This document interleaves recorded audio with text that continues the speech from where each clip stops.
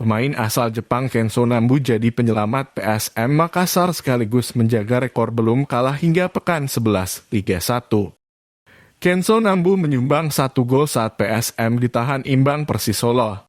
Pertandingan di Stadion Manahan, Solo, Jawa Tengah Kamis 29 September berakhir dengan skor 1-1.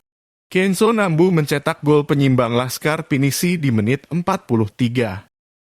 Sebelumnya PSM tertinggal sejak menit 22 dari Persis Solo berkat gol Irfan Jauhari. Kenzo Nambu mengambil alih peran Wiljan Pluin sebagai gelandang serang. Padahal pemain 30 tahun ini sejatinya sebagai penyerang sayap. Timor X Timor Punggawa Rayong FC ini melepaskan 2 tembakan 1 berbuah gol. Golnya ke gawang Persis membuat Kenzo Nambu membukukan 2 gol dari 9 kali bermain bersama PSM.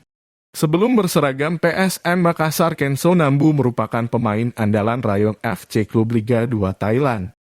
Kenzo Nambu terbilang sebagai atlet berada pada usia kemasannya 29 tahun. Dilihat dari statistiknya di Rayong FC, Kenzo Nambu terbilang luar biasa.